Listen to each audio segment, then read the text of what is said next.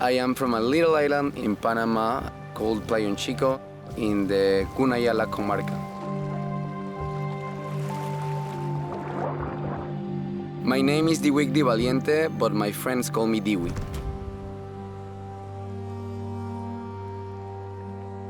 Since I was a little boy, I was very connected to the sea. I was 5 months old when I first went into the ocean. It has always been less than a meter from me. For the Kuna people, since we are kids, we are told that the ocean is our grandmother and that we have to take care of her.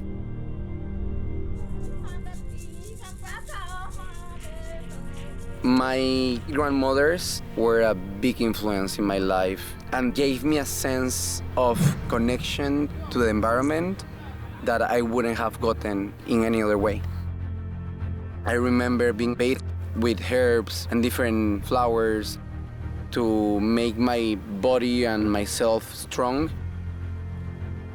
but also my mind and my spirit.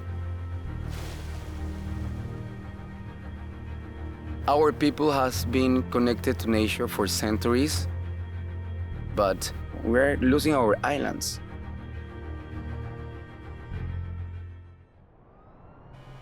People in the cities are not connected to nature that much. There are scientists that say that that lack of connection is what's causing the problems we are facing right now.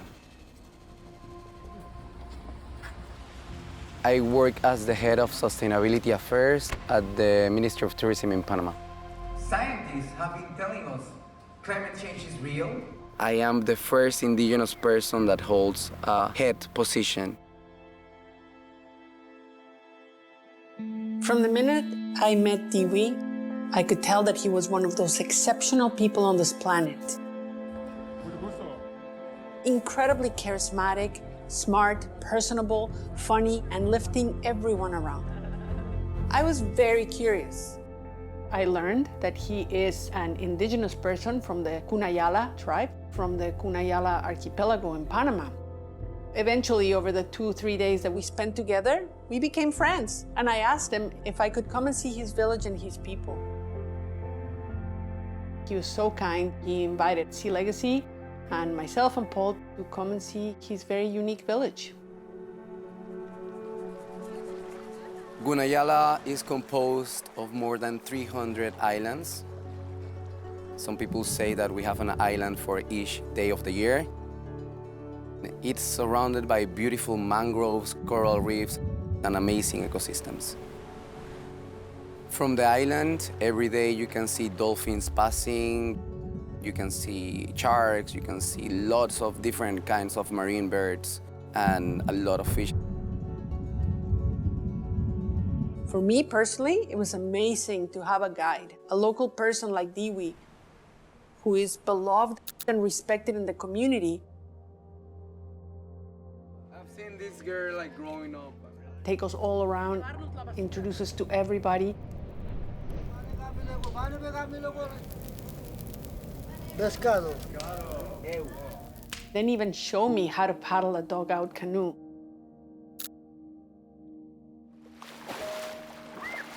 I feel that as an indigenous person, we are so close and connected to the ocean. Not everyone has the opportunity to know what's under the sea, to get connected to the coral reef or to the mangroves in the way we islanders are. If we don't connect back to the ocean and if we don't make people aware of its importance, then the problems are going to be bigger and more serious. It was amazing to watch this man that I saw in the city in his high-level political job back to his own little village, playing with the children, dancing, and falling back into village life. Being able to grow up in the island has made me an individual that knows about the value of traditions and customs and know also how this could be the key to solve huge problems. I started being a climate warrior when I realized that The Kuna people were the first documented case of an indigenous group that was being forced to move because of climate change. The first thing that I asked myself at that point was, wow, we're losing our islands. How am I going to tell people? How am I going to tell my children or my great-grandchildren that our people used to live in islands? In the next 30 years, even if we are doing the maximum to reduce the carbon footprint globally, it's too late. Some Kuna Islands are going to disappear.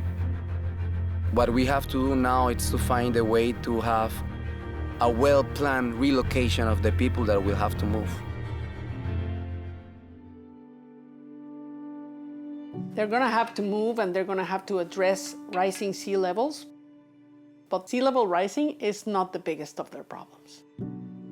I started an organization that is focusing on making awareness of climate change, but then realized that plastic pollution was as big as a problem that we have to tackle as soon as possible. They are inundated, flooded with plastic trash.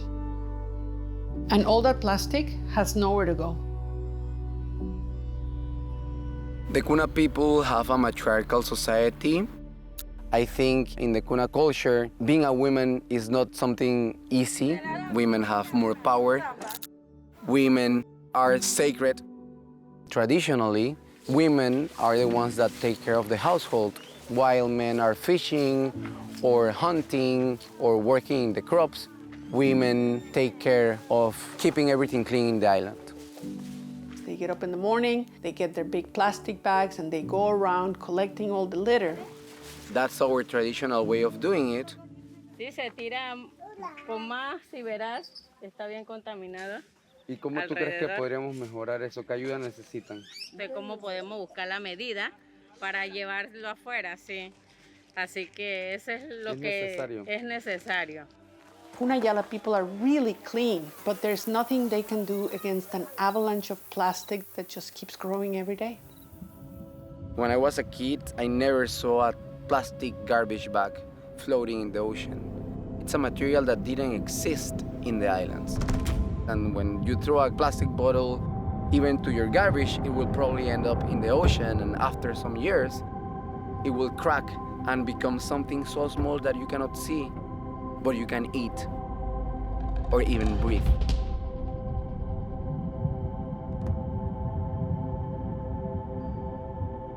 The health ramifications over the long term are going to become microplastics in the food that they're eating. In the short term, all that trash collects fresh water and it breeds mosquitoes that bring in malaria, diarrhea, cholera. So islands that I remember being beautiful, clean, and pristine are now really polluted. I thought, for sure, someone had to be doing something about it. But then I faced the reality and no one was doing anything about it. And that was the moment when I decided to start doing something.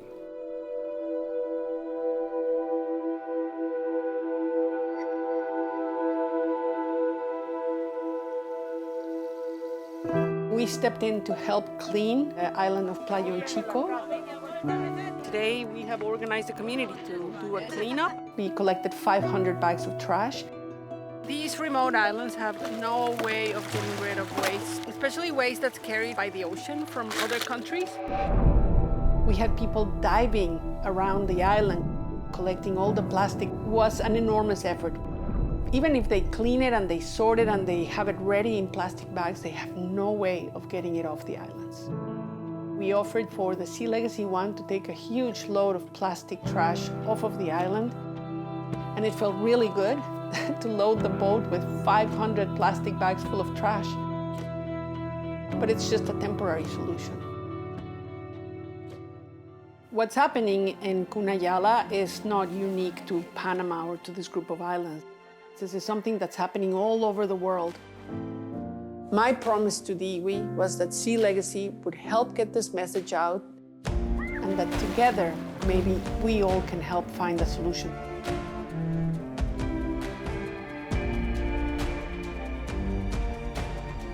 Nature is like our mother. Ocean is our grandmother. We have to take care of them.